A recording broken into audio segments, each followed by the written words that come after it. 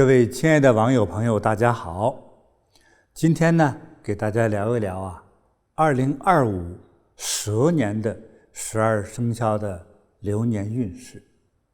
我们先来看看2025年整年的年景如何。那么2025这个蛇年呢，它的真正的符号记载呢是叫乙巳年，又被称为青蛇年。为什么这样叫呢？因为2025年呢从天干地支来说的话，就天干为乙，甲乙的乙，地支呢为巳。那乙呢对应着五行之中的金木水火土的话，它是木的元素乙对着木的元素。木呢又象征着生长生机，植物的主色调都是绿的，所以呢我们把这个绿色呢也可以称为叫青色青色绿色其实都是绿色那么乙巳的巳呢它对应的是12生肖之中的蛇，属蛇的蛇年所以组合起来呢，那么2025年就会被称作为青蛇年。更是特别有趣的和巧合的是2025年呢将有2个立春人们称为叫双春年，还没完呢同时还有2个农历的6月，也称为叫做闰6月，有增加了1个月。当然这个部分是在中国农历上，所以民间有个说法呢，一年有2春，遍地是黄金。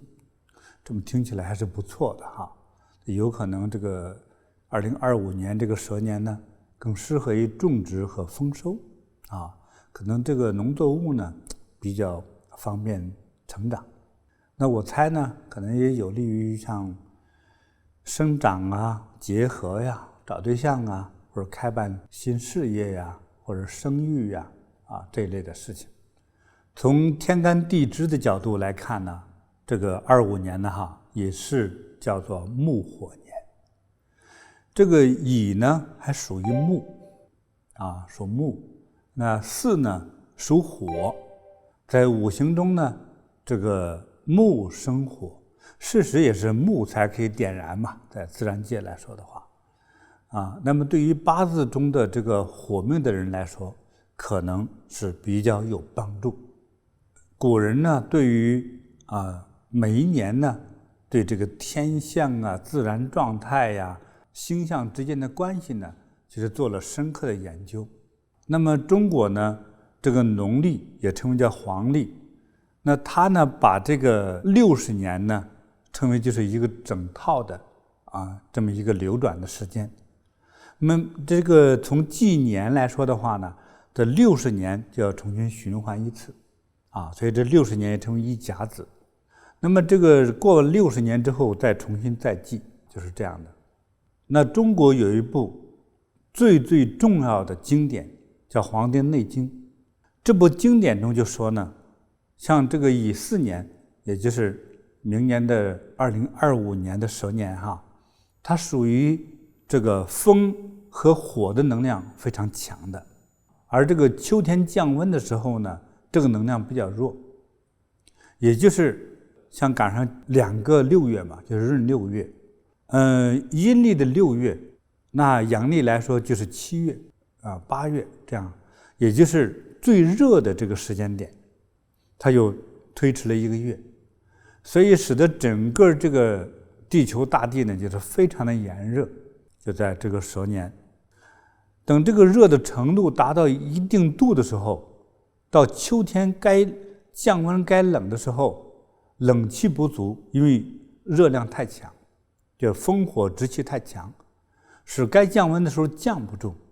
所以这个夏天的时间就比较长。也因为这些原因，所以湿热度非常强所以有可能变成缺水，但是一定会燥热，这是肯定的。所以呢，希望朋友们呢在家里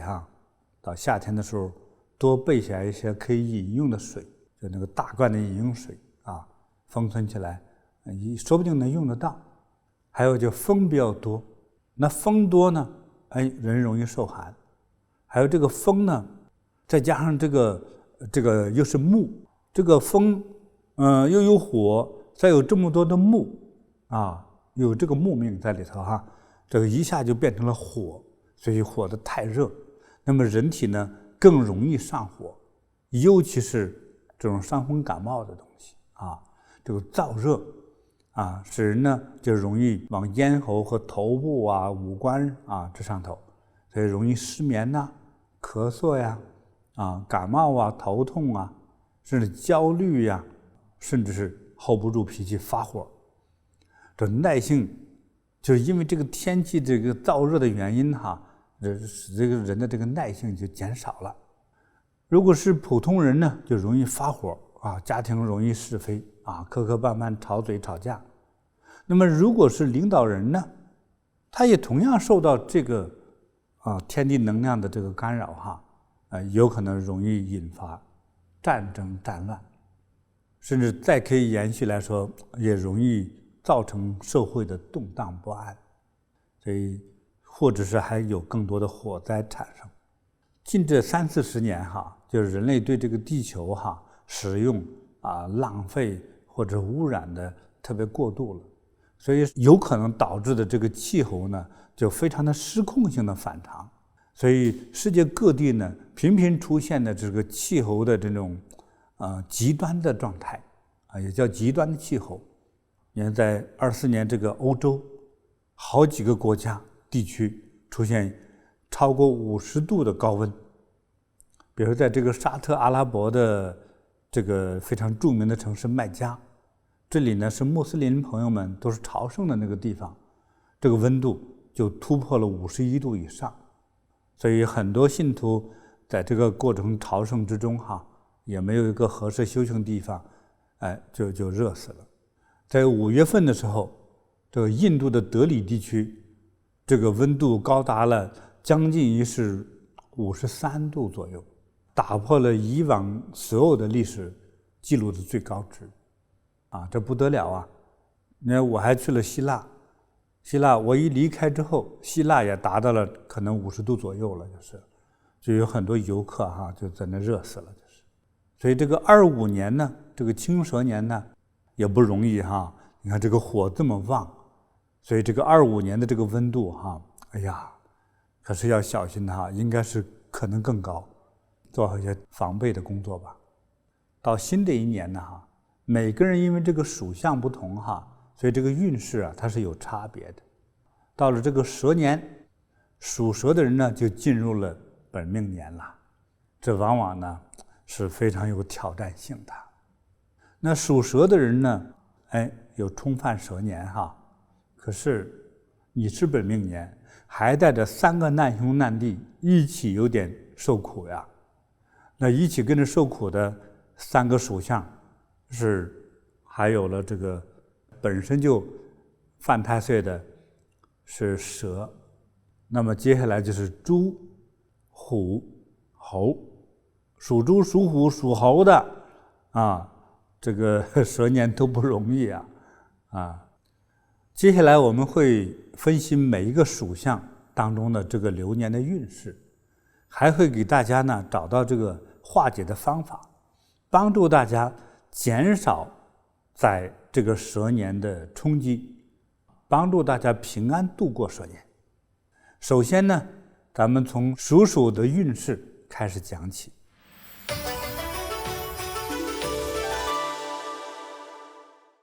属鼠的流年运势为上，属鼠的朋友会得到诸多的吉祥能量的护佑，整体运势呢比较平稳顺利，可能人际关系上呢有一些小的问题，家庭呢也有一些牵绊，但是总体上还都是好的，就放心就好了但是到了这个6月份以后，也就是下半年，我在预测的时候就看到了有一个黄色的能量漂浮在这个属相的空中哈，属鼠的空中。但是给我的启发呢，就是不同的人会得到一些不同的一个结果。那么有的人呢，就能因此而沾光啊，比如说喂饱肚子，或者又发了些财，或者又升职啊，又被提干重用。那么也有的朋友呢，就可能因此而落下来这个砸了一下子，受点伤啊，带点霉运，吵个架啊，小人帮你搞了搞啊，就是不太好。那为什么会有这个不同的结果呢？我也在琢磨这个事儿，没什么结果，所以我就分析了一下，可能就是因为这个业力的不同，每个人的业力的不同呢，所以呢，就是人家这个有根基的哈，就是善业功德比较深厚的人呢，得到这个黄色能量，一下就像得到了助力了啊，对，所以就是得到的好处。但是这个功德能量差一点的呢，就遭受一点打击。但是因为属老鼠的朋友呢，今年的综合能量还是可以的，所以就是遭受一点打击也不大，所以不是问题。健康方面呢，容易烦躁，也可能正好就是这个能量太热的原因哈。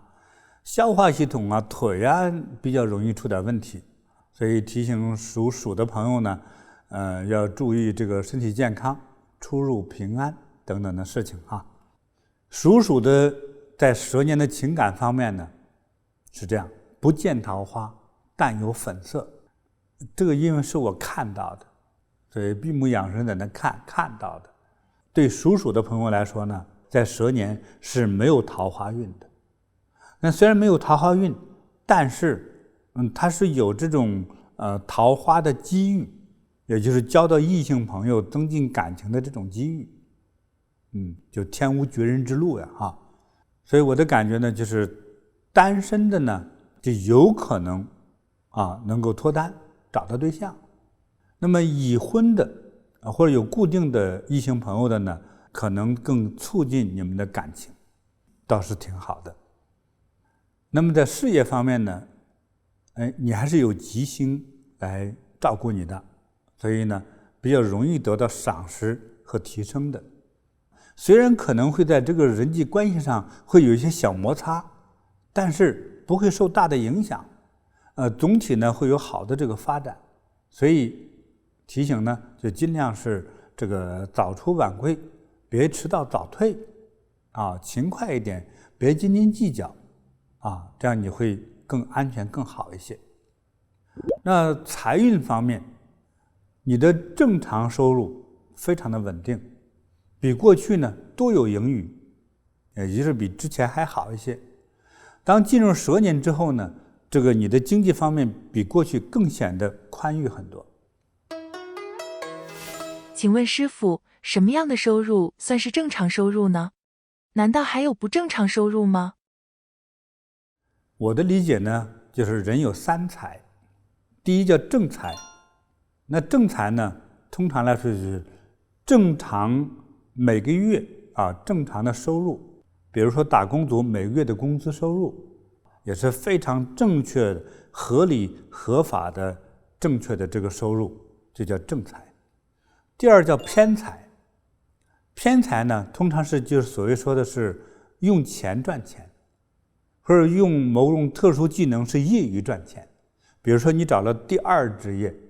比如说白天吧，你上班挣了一份工资，比如说你在政府部门工作，对吧？但是晚上6点钟下班之后呢，你帮人修个电脑、修个电器，这个额外给你的这个修理费之类的服务费之类的，这个对你来说是偏财。那么还有的人呢，就是有一笔钱，比如说买了一栋房子出租，挣来的这个租金费用这也属于偏财。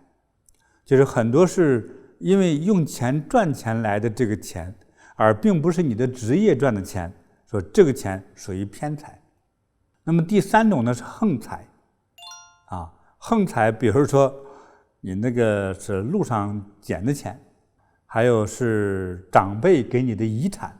还有呢到河边溜达，捡了个石头回来洗了洗刷了刷之后说有人就讲这个特别贵，卖了2万块钱啊，这是横财啊。彩票算横财，因为彩票多数人是赚不到钱的。彩票买的时候很便宜，但是别忘了哈，买彩票的人9990个人都是赔钱的嘛，它属于赔钱的啊。但是一旦赚钱的本身就是横财了哈。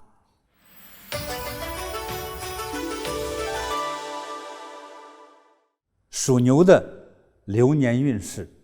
为上，那属牛的整体运势呢，与属蛇的呢是相合，也正好到了蛇年嘛，和这一年的综合能量呢，和这个蛇年的护法神太岁呢，能量是相合的，是合作的这个能量，而不是冲撞的能量。所以呢，诸事都会顺利顺遂啊，吉祥祥和，所以有提升和发展的这个空间。无论是在这个财运上还是综合的方面来说，都表现的是比较稳定。那么在健康方面呢，也还是比较好的，比较理想的啊，但也需要注意一些呢，注意这个意外的伤害啊，要注意安全。到了这个农历2月和7月份的时候呢，各方面都需要谨慎一点。属牛的朋友呢，在蛇年的情感比较平稳啊，单身的有机会脱单啊，这个已婚的人呢，还是需要多关注家庭，关注你的家庭成员，关心你的伴侣，让你们的情感呢更融合、更稳定。你的情感越稳定，你的健康和事业呢也一样稳定的发展，就家和万事兴嘛。那这个在财运方面呢，可能有不错的收益啊。那我会提醒呢，就是别太贪心啊，这是最重要的哈。懂得见好就收，然后不贪心呢，通常永远都是一个法宝。在事业方面是很好，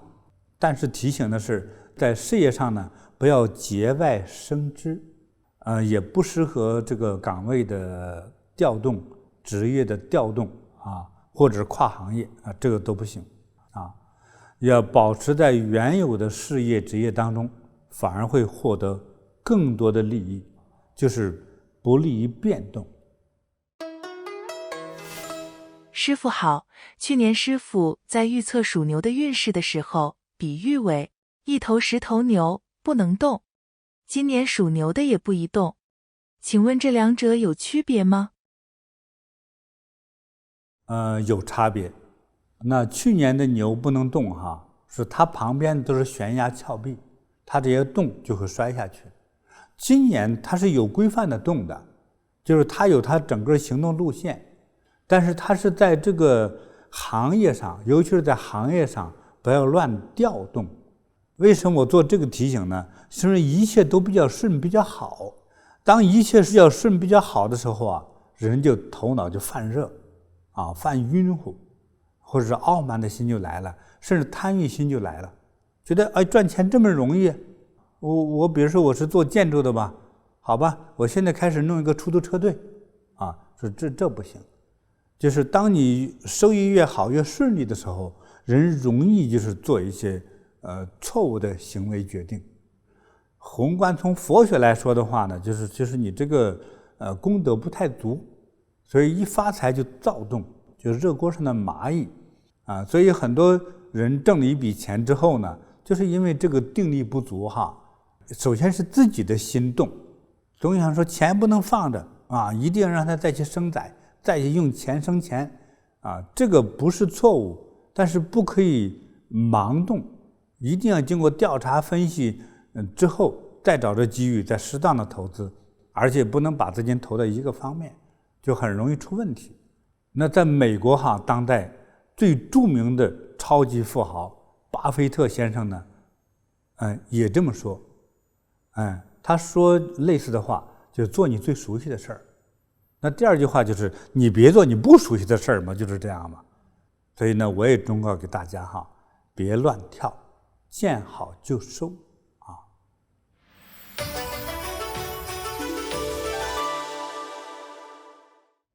属虎的流年运势为下，属虎的朋友呢，在蛇年呢是犯2个太岁，一个是刑太岁，一个是害太岁，说2大伤害等着你哈。这流年不利呀，负能量太大了，这有可能会遇到官司纠纷，还有小人是非较多，都很多种麻烦在前面等着你。你一听这么讲，一定会很失望。但是以我的经验来说的话，别太失望，天无绝人之路啊。通常呢，雨过天晴哈，那就是阳光灿烂哈，未来之路还是非常光明宽广的。在健康方面呢，会有这个无端的是非缠身呢，牵制你很久很多，牵制了你的能量，严重的影响了你的情绪，影响了你的精神状态，这样就特别容易导致你身心疲惫这些纠缠的麻烦呢，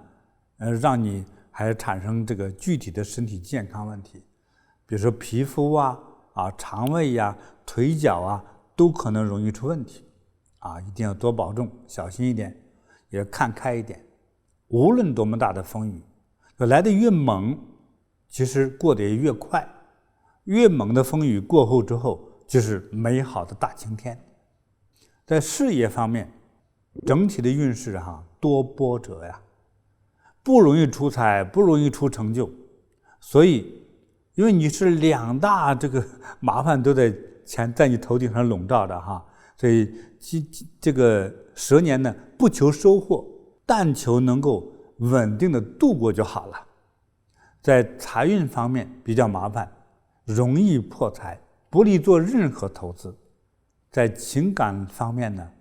在这个受到流年大运的影响这情绪特别容易波动，这种波动直接影响到你的人际关系和你的家庭，是你的家庭或者是你的相面对的人际关系之中，它也会引得对你的时候，他们也特别容易情绪化，所以就容易造成是是非非，麻烦就来了。但是同时呢，也有一颗吉星护佑着你，我也希望你呢，最终能够顺利的化解。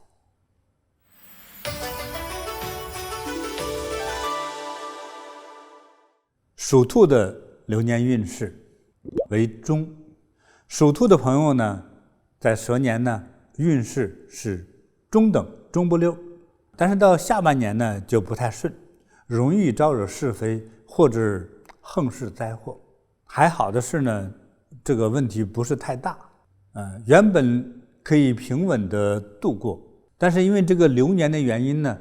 你的支撑的能量，你的正面支撑的能量呢有点弱，所以很有破财的风险。那在健康方面呢，健康基本上还是不错，但是要注意这个交通还有工作中生活中的安全问题。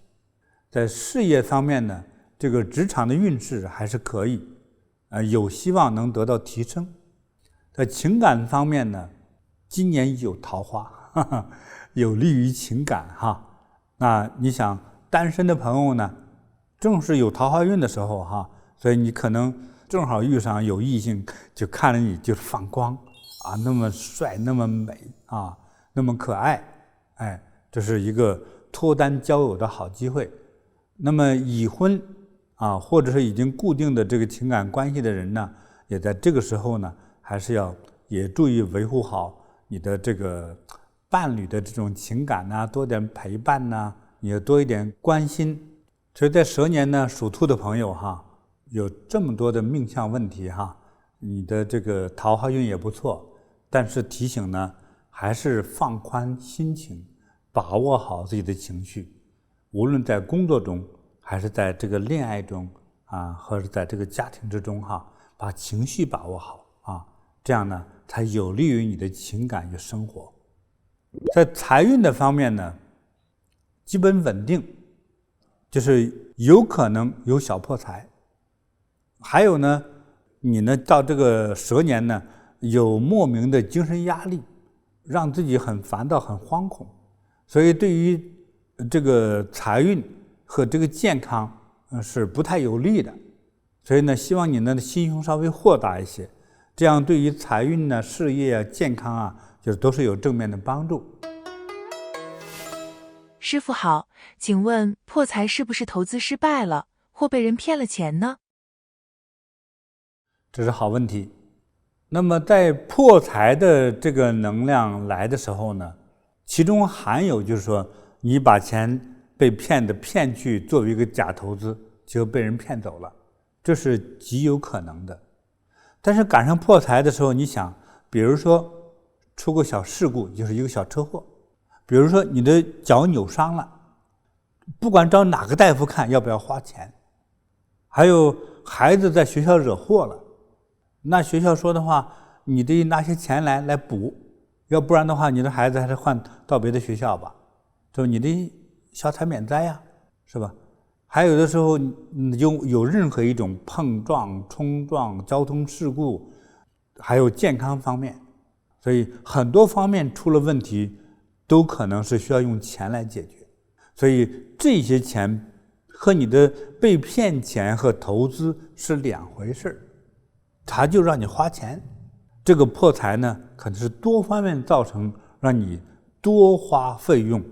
来弥补这个麻烦。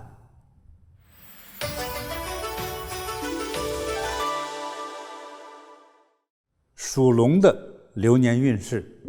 为上。属龙的朋友呢，这个24年是属龙的本命年，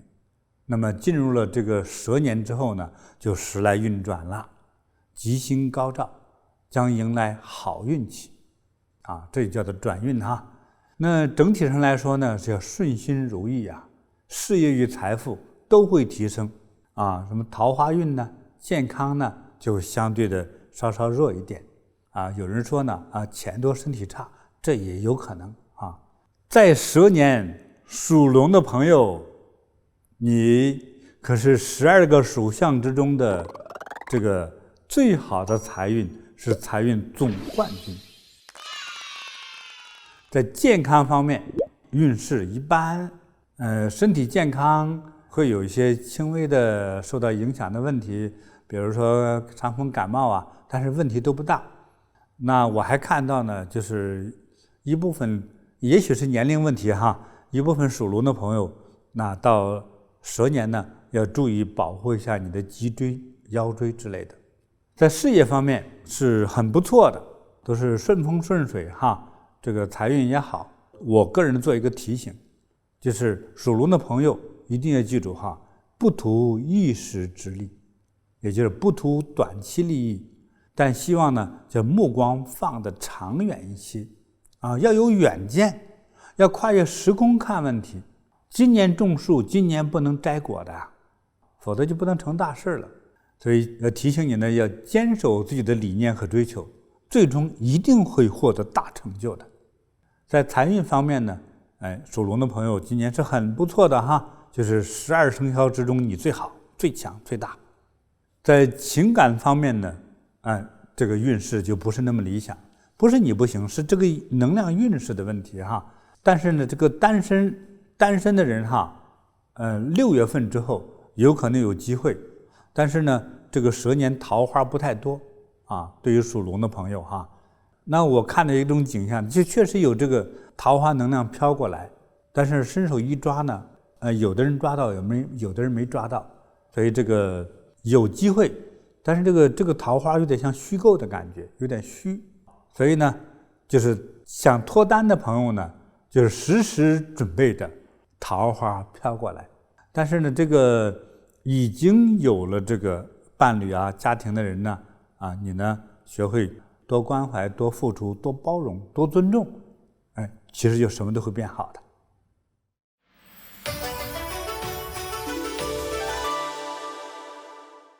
属蛇的流年运势为下。属蛇的朋友呢，蛇年就是你的本命年，叫犯太岁。你不用担心哈，这个每一个属相都有犯太岁的那一年，你们12岁、24岁、36岁，大概12年一排列哈。这个蛇年呢，属蛇的朋友正是这个犯太岁的这个不顺年哈，有可能容易发生交通问题、血光之灾情感不顺。属蛇的朋友呢，今年财运还没那么差也就是说虽然不太顺，但是还是有钱花的。健康方面呢，这个腿脚和头部呢可能容易出现问题也要注意交通安全了。在事业方面本来这个权力和地位在蛇年是可以提升的，但是还是受到这个犯太岁的影响呢，就是升的强度没那么大。比如说本来可以提升3级吧，就给你提了1级。但可能也会有朋友有疑惑，那今年算是一个犯太岁挺灾荒年的，怎么我还有机会在事业上提升呢？请记住就是犯太岁并不是死罪，不是到今年你就完了，不是这样子的。它只是今年从你的能量上来说呢是比较弱一些。那么之后我们再会讲解法，也许对你就是帮助在财运方面呢，因为有福神还是靠近的，给你带来一些财富。虽然在这个蛇年呢，其他方面都暗淡，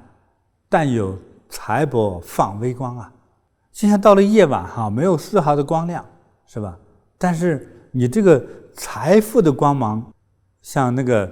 手电呢，那电比较弱了之后，也在放光但是别的都不放光所以就是说，并不代表你今年的财富一下加大了很多，和其他的比，财富还是比较明显的。在情感方面呢，是不太顺遂的，也是磕磕绊绊，人际关系会有一些麻烦，但是还学会尊重，学会宽容对你的亲人呢学会关怀。那这个没有脱单的朋友呢，今年脱单的机会也不太多，就是桃花也不太那么顺，所以就是来年再战在蛇年就正好犯太岁、冲太岁、刑太岁、害太岁等等，其实就冲撞的这几个属相的像属蛇的、属猪的、属虎的、属猴的这些朋友来说的话呢，在这个蛇年的年份到来的时候呢，要注意有些事儿还是尽量要避一避。比如说比较容易冒险的、容易出事的行为，比如说尽量不要自驾车呀，甚至是骑那个山地车从山上往下冲什么到最高的高山上那个滑雪呀还有去说蹦极呀，蹦极就是腿上拴个弹簧绳子，从山顶上往下跳，那个找死行为这个其实很多人就没给摔死，但给吓病了。这个脑子突然充血，我不相信他一点也不受伤但是有时候就该你倒霉的时候，一阵风来就把你撞到悬崖上，是吧？你一跳，啪，就是给你吹过去了，你撞死撞惨都很麻烦所以少做这些有风险的这个行为。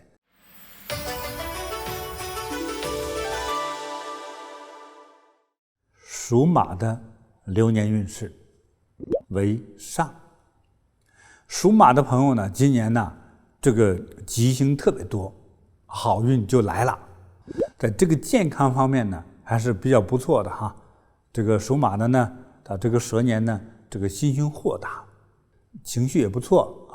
各方面都比较自在。在事业方面呢，因为有非常明显的这个文昌星出现所以对于这个学业事业非常有帮助如果这个时候你考个什么执照升个学之类的考个试就是特别好，就是容易就金榜题名，容易过关的年，要抓住这好机会那在这个财运方面呢，你就容易得到财富、权力提升。这个你的权力提升，财富自然也会增长的对你来说是个好年景这个情感方面呢，就是单身的朋友呢有机会脱单桃花运还是不错的。已经有家庭和固定情感的朋友呢，那在蛇年呢会稍有不顺，就是夫妻两人之间有一点小磕碰但也都是问题不大的。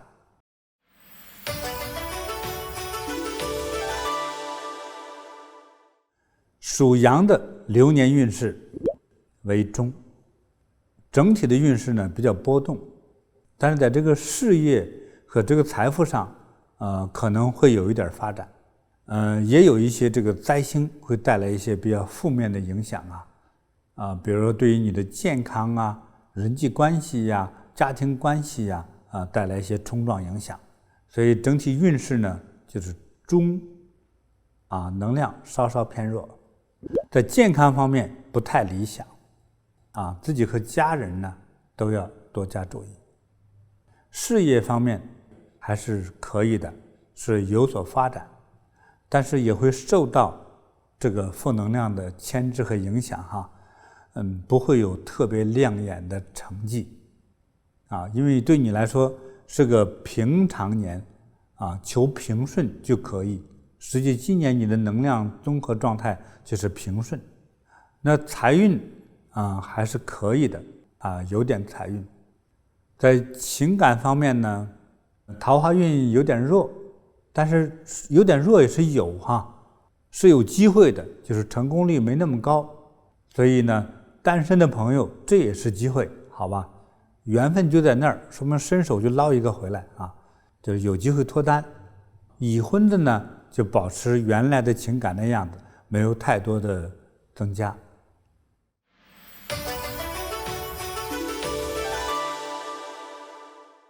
属猴的流年运势为下。那属猴的朋友呢，在这个蛇年呢，正好有2个冲撞的东西，一个叫刑太岁，一个是破太岁。属猴的朋友呢，在这个蛇年呢，会出现这个莫名的障碍、关闭冲垮、水灾所以状况不是那么理想。因为受到这样的一个能量影响，加上水的影响，所以呢，建议呢，属猴的朋友尽量远离水，比如说不要去海河边甚至是游泳馆、游泳池少接触与水乃至阴性阴气比较大的这个地方，一定会有惊险，但是最终能够平安的度过。健康方面，小心有血光之灾，要非常注意这个行车走路做事各个方面都要注意，因为有时候这个麻烦来的时候，不知道在哪一刻会出问题。你比如说，这也是做个提醒吧因为属猴的人动作都比较快比如说你在桌上拿了一个热水壶，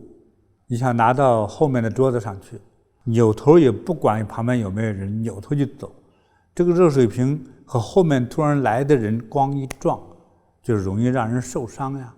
所以呢，就提醒还是注意这个你的动作的协调性，也要注意的你周围环境和其他的人，甚至还有其他动物所在的这个环境还有注意这个皮肤和呼吸道的健康问题。在事业方面呢，不求任何提升，就能安全顺利的度过蛇年就好了。在财运方面呢，这个蛇年容易破财，希望你呢把这个财富藏起来守好财富。在这个情感方面呢，情感比较一般，比较普通。这个伴侣之间呢，容易无事生非，有时候就是这样。他不是说他们之间真有一个具体什么矛盾，就是找茬，离你最近的人找茬，看你最亲的人找茬，真有这样。有的是这个夫妻间的，有的是子女间的，是兄弟姐妹之间的，没事找茬抬杠玩都有谁让你在正好遇上个倒霉年呢？但是单身的人是有机会脱单，还是有点桃花的。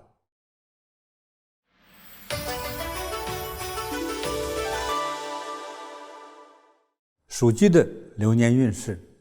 为中，那整体运势起起伏伏，但是能平安落地。健康方面不太理想，容易有意外的风险，所以出入的时候要小心谨慎为好事业呢还可以，那今年呢，对于属鸡的朋友来说呢，是有官禄，就可能就是被赏识、被提升、加薪的可能性是很大的，有可能提升权力职位都是有可能的还很容易得到上司对你的认可，是个好年头吧。在这个财运方面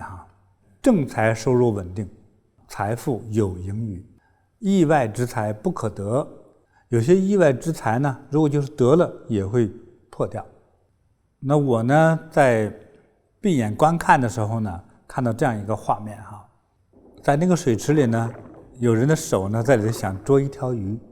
有一条金鱼，慢慢游，慢慢游，眼看就游到他的手心里去了，他用力快速一抓，结果没抓住，鱼太滑溜，一不小心一滑就溜走了。这个就是说，有碰到这种财富的机会，但是留不住。这里指的呢，是指意外之财的偏财。情感方面呢，这个桃花运挺旺的啊，有很多机会哈。所以单身朋友容易脱单，有伴侣的朋友反而要谨慎，因为桃花运越旺，那不要妄出头，捞过河哈。所以小心谨慎，理解和疼爱对方，这是最重要的。我多提醒一句呢，属鸡的一些朋友在个性中就是容易莽撞，就还没想好就去干，就像那个鸡这抢食吃一样。那沙子和粮食在一起的时候，他分不清，不知沙子还是粮食，咚咚咚咚全给弄到肚子里去。不是他非得吃沙子，是没看清楚啊，因为鸡也没有牙嘛，呼咚一就吞下去，他不管那些。但是呢，属鸡的朋友呢，你不是鸡啊，但是因为属鸡，所以有一些叫鸡的某种特性，在属鸡的朋友身上容易显现出来。所以遇事呢，就是容易抓住小节钻牛角尖，抓住一个点而忘掉全局，就容易这样子。那么好处是，这样的人可能比如说做一个研究人员比较好，那作为一个总指挥就麻烦。比如拿中国的《三国演义》这个故事当中三军总司令，你像在刘备他们的三军总司令就是诸葛亮，对不对？但是诸葛亮自己并不练武，所以他是不能上去拿刀枪给人打的，他是出主意进策划的，对不对？那和他们合作当中最猛的一员将军呢，是张飞，大黑脸圆眼珠子，他的圆眼珠子和就是放大的鸡眼，就是猛烈。通常个性当中圆眼珠子的人就个性比较豪爽，就是说你一问他吃饭了没有，他没吃就说没吃，饿了就说饿了，他不撒谎。这眯着眼说话的人，饿了之后分情况回答到底是吃了还是没吃。说有的时候一看情况不对，说嗨，我吃得很饱，我先走了一看情况不对，撒个谎就走了。那瞪着圆眼珠的人不会撒这个谎，说我正饿呢，不管那些。那这是好还是不好呢？得分情况所以一个照顾全局的人，要饿不饿的回答，要看全局的感觉。别人一让饭你就吃，结果旁边还20个士兵没吃呢，对不对？别的士兵没粮食，就你一个人在那吃，你还要命吗？谁还帮你打仗啊？对不对？明白了所以呢，属鸡的朋友呢，一定要学习呢，照顾到全局的状态，而不要抓住一个点只管我这一个点这一点要有一个学习有个理解的过程。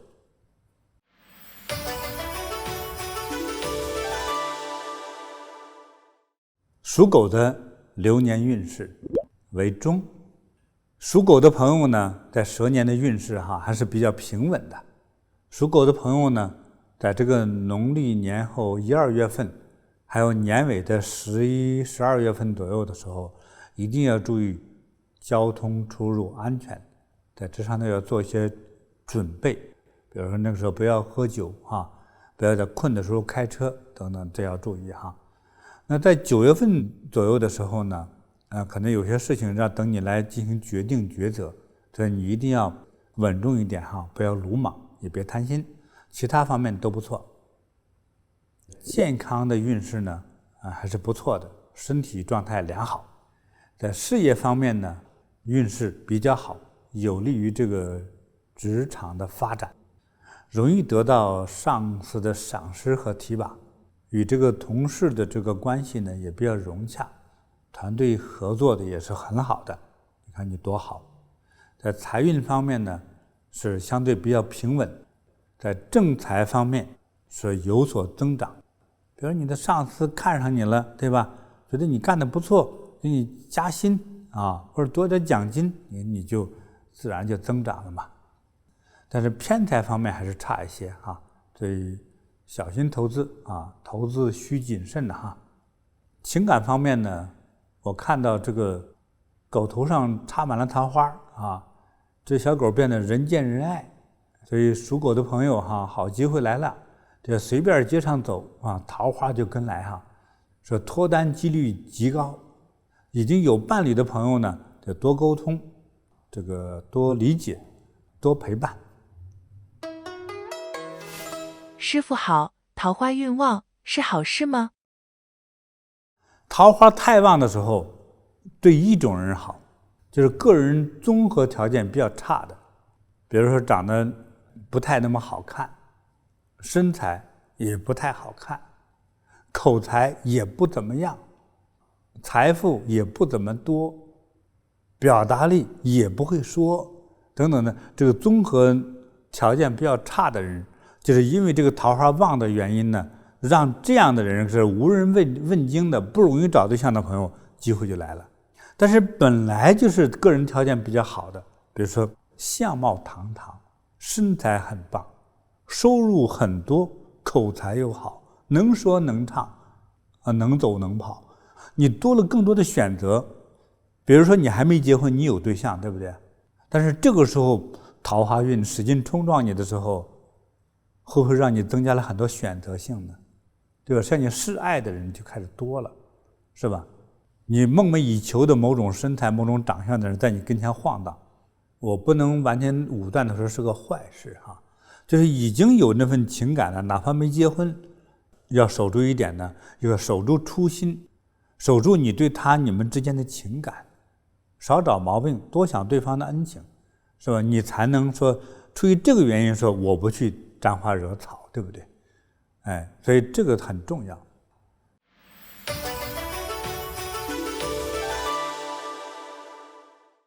属猪的流年运势为下。蛇年属猪的朋友呢，因为冲太岁它是个冲撞的哈，这个运势变化比较大，就是确实是起起伏伏啊，无论是事业的、情感的、住所啊，都是这样子啊，不是那么平静啊。这个健康方面呢，容易有血光之灾，还要注意这个肠胃和泌尿系统的健康。事业方面呢，是因为这个家庭中的各种是非麻烦的缠身哈，就是缠绊在那里了啊，直接会影响到你的事业，所以使得这个事业就没什么进展。所以呢，在这个蛇年来说呢，属猪的朋友哈，不求有所得，但求平安度过蛇年就好。那财运方面呢，蛇年不会太好，所以呢，希望涨工资啊、意外之财呀、偏财呀、投资啊，这些都别想啊，平稳的就好了啊。如果你的投资弄不好，就是骗局啊。在情感方面呢，不会有太多进展，也是个家务事非很多，绑住了腿脚，并且呢，容易出现一些情感问题。那么单身的朋友呢，在这个蛇年脱单的几率不高。犯太岁的属相哈，怎么面对这个冲犯的年呢？这个流年不利的这个状态呢？蛇、猪、虎、猴这不容易哈。我提醒大家的呢，首先我们要学会哈，不管是不是冲撞、冲煞之类的哈，先学会一个心态，就是心怀善念，不要怨天尤人，说我怎么这么倒霉啊？流年运它是流动的嘛，谁都会走向这个本命年。流年不顺是每个人都必然会经历的事情，所以到了这个流年不利的时候呢，通常就是负面能量多，正面能量少，所以呢，容易给你带来这个伤害、伤痛感受到的都是痛、伤、失去、没有了等等的这个负面的感受。但是我本人呢，是把这种事情都看作叫逆增上缘，就是往往是这个负面的事情发生的时候，尤其是比较严重的负面事情的时候，你就长了这个经验，有了这个教训，这叫吃一堑长一智。吃一堑是什么意思呢？就在这啪摔了一个跟头，比如说底下一个大石头绊了一脚，那以后你在走路的时候呢，你就学会看清了再迈步，对不对？如果你在30岁左右，你亲自经历了你或者你父母的钱被人骗走了，全家人痛不欲生啊，你可能这一生就开始，将来对钱财的管理上来说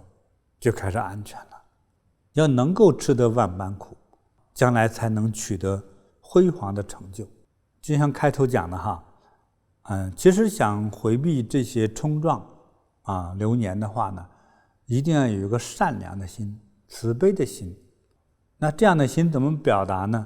就从感恩做起，有一种叫感恩知足的心。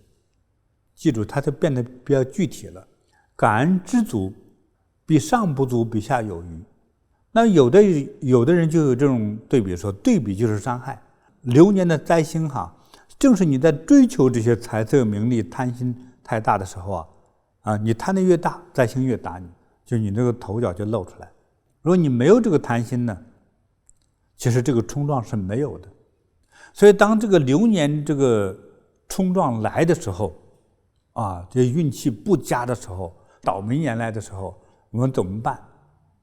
懂得一个叫能量学说，我们自己的这个血肉之躯能量不足，我们要借助于神佛的力量来支持我们，保护我们，能够让我们平安的度过这个冲犯的这个年景，使得这个冲犯太岁的朋友得到保佑，平安度过。就算是今年你没有被冲犯，可是你的业力的问题太重了，所以也会让你受伤，甚至是将你这个生命收走，都是有可能的。因此呢，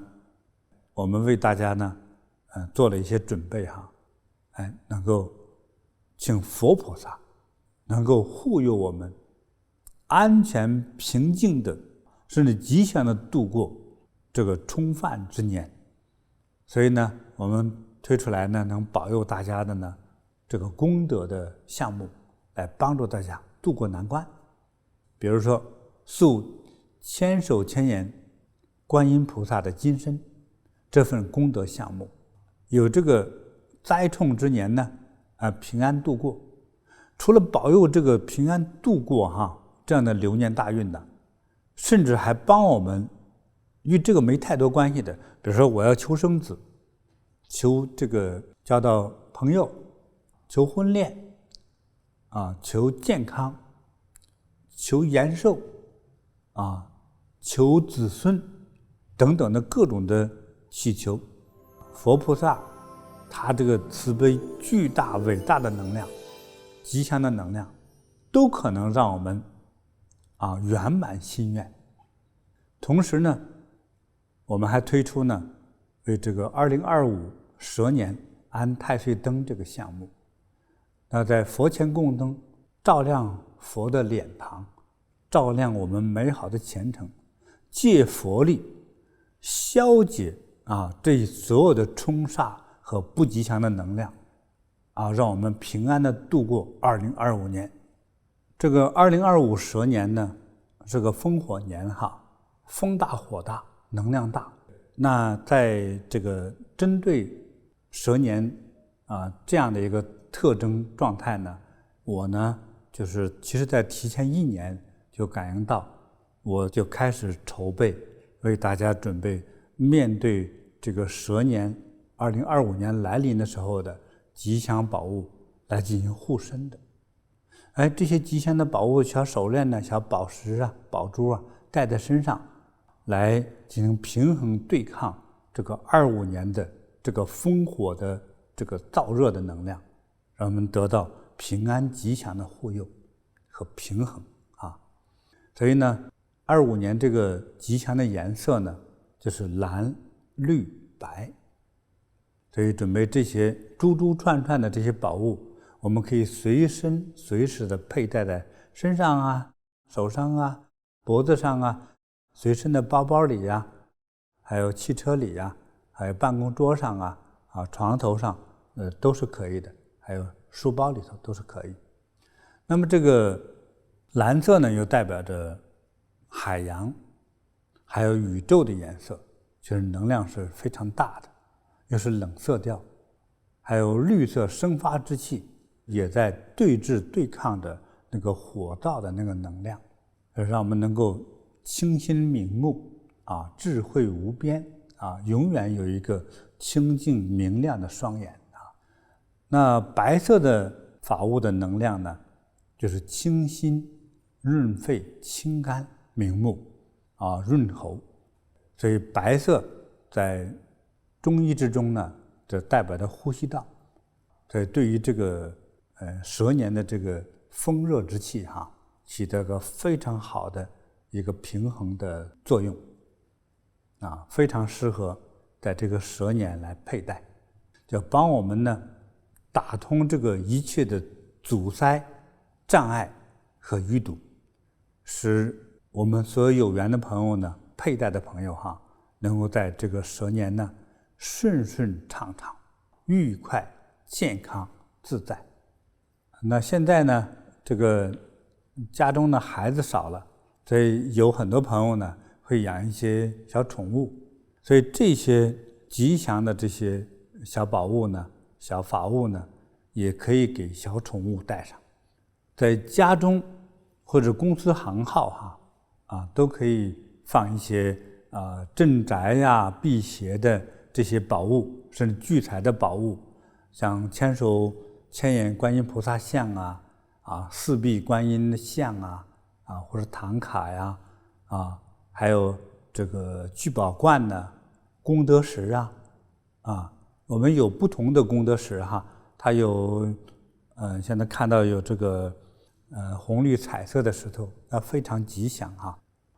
那么有一些聚宝罐的话，到时候去关注到我们慈悲音的网上的这些讯息吧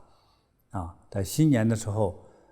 能够镇宅、平安、聚财、吉祥，还有聚人气、聚福气等各种各样的这个宝物呢，大家呢还是要关注慈悲音上这些新品的这个上架有很多的东西呢，是我们请购它、采购到它是不容易的，很多的数量是很有限的我们都尽量是保证这些宝物的它的这个质地都是非常优良的所以它的数量都是不多大家多关注就好了像这些宝物呢，像我们在有禅堂的国家和地区呢，在禅堂里都有，所以大家呢，你要就近想看到真正这些宝物法物那你最好抽空去禅堂看一看那里都有，这样你很容易去了当场你可以请回家去，当场就佩戴在身上，是吧？还可以请老师帮你加持祝福一下，那是非常吉祥的祝福大家蛇年大吉大利，健康自在，多财多福，心想事成，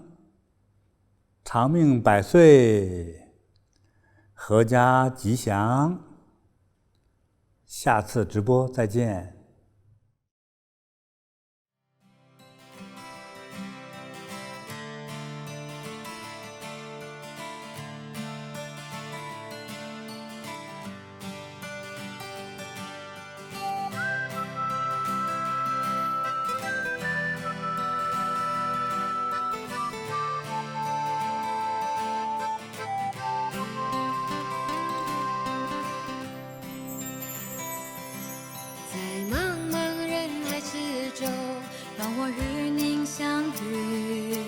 小小的红点里，人生就此欢喜。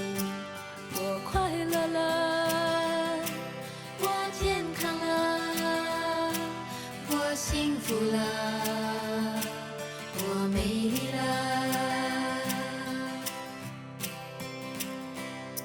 在茫茫人海之中，让我与你相遇。小小的红点里，人生变得神奇。我智慧了，我宽容